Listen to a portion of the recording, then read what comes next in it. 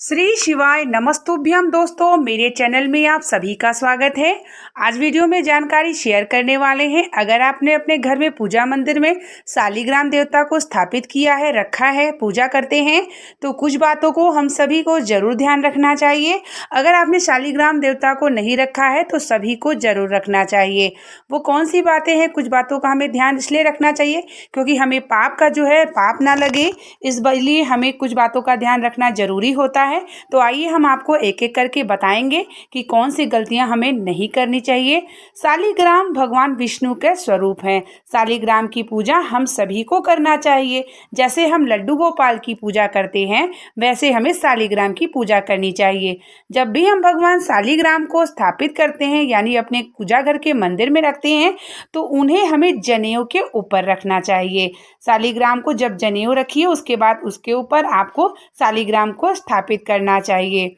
जब भी आप शालिग्राम की पूजा करते हैं तो शालिग्राम को तुलसी से बिल्कुल भी दूर नहीं रखना चाहिए। जब भी शालिग्राम की आप पूजन करें, श्रृंगार करें, तो तुलसी दल उनके ऊपर होना चाहिए। यहाँ तक कि जब आप स्नान कराते हैं तो भी तुलसी दल उनसे स्पर्श होना चाहिए, क्योंकि तुलसी माता शालिग्राम देवता के लिए तपस्या करी थी और शालिग्राम ने भगवान विष्णु शालिग्राम के रूप में उन्हें कहा था कि आप मेरे ऊपर हमेशा स्थापित रहेंगी। और जिस घर में तुलसी शालिग्राम पे नहीं होता, वहाँ पे पाप के समान माना जाता है, क्योंकि तुलसी से बिल्कुल भी अलग शालिग्राम देवता को नहीं रखा जाता है।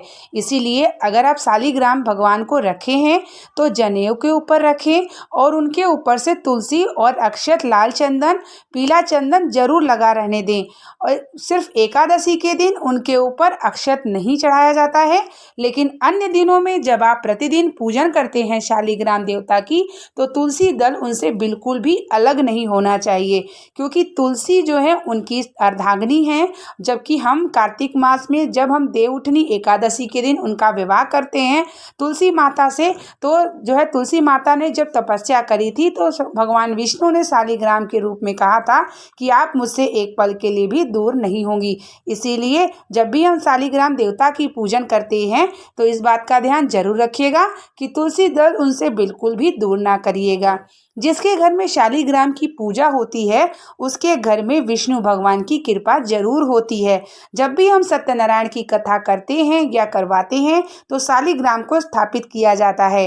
अगर जिसके घर में शालिग्राम स्थापित होते हैं और प्रतिदिन उन्हें स्नान करके तुलसी दल, पीला चंदन, लाल चंदन समर्पित करता है, वह व्यक्ति भगवान विष्णु का प्रिय हो जाता है। एकादशी के दिन उन्हें पंचामृत स्नान कराना चाहिए। और जब भी एकादशी के दिन आप शालिग्राम को स्नान कराते हैं तो तुलसी दल यानी उनके ऊपर होना चाहिए। जब आप स्नान कराते हैं तो भी तुलसी दल उनके ऊपर होना चाहिए। 1 मिनट के भी तुलसी जी उनसे अलग नहीं होना चाहिए। अगर जिसके घर में तुलसी शालिग्राम से थोड़ी देर के लिए भी अलग होती हैं तो वह भगवान विष्णु का प्रिय नहीं माना जाता और आपकी पूजा भी सफल नहीं होती और पाप भी लगता है। इसलिए इन बातों का आप ध्यान जरूर रखिएगा। प्रतिदिन आपको शालिग्राम देवता की पूजन करना चाहिए। बृहस्पतिवार के दिन आपको जरूर से जरूर पूजा करना चाहिए। जिसके घर में प्रतिदिन शालिग्राम की पूजन होती है उसके घर में विष्णु और माता लक्ष्मी की कृपा जरूर बनी रहती है। हम सभी देवी देवता को स्थापित करते हैं। सबके कोई न कोई इष्ट देव, आराध्य देव होते हैं। आप अपने इष्ट आराध्य देव की पूजन जरूर करना चाहिए सभी को। उसके साथ ही हमें कुछ बातों का ध्यान जरूर रखना चाहिए कि हमारे घर के मंदिर में कौन कौन से देवता को होना जरूरी होता है। वही बहुत सारे देवता ऐसे होते हैं जो हमें अपने घर के मंदिर में नहीं रखना चाहिए। लेकिन वही अगर हम कहें तो लड्डू गोपाल का स्वरूप हो गया, शालिग्राम देवता हो गए, हनुमान स्वामी हो गए, गणेश भगवान हो गए, शंकर भगवान, माता पार्वती की तस्वीर हो गई, आपके एक अंगूठे के बराबर शिवलिंग हो गए।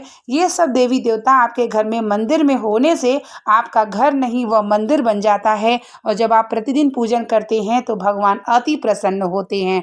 तो इसलिए इस बात का ध्यान जरूर रखिएगा। अगर आपके घर में शालिग्राम हैं तो आप उन्हें तुलसी से बिल्कुल अलग ना रखिएगा और उनके ऊपर, जनेऊ के ऊपर उन्हें स्थापित करिएगा। प्रतिदिन स्नान करा के उनकी पूजन करिए और जो स्नान का जल है पूरे घर में ज़रूर छिड़काव करिए। अगर आपके घर में दरिद्रता है तो ज़रूर ही उसके जल को छिड़काव करते हैं शालिग्राम के स्नान के जल से, तो आपके घर में समृद्धि और माता लक्ष्मी की कृपा जरूर होती है।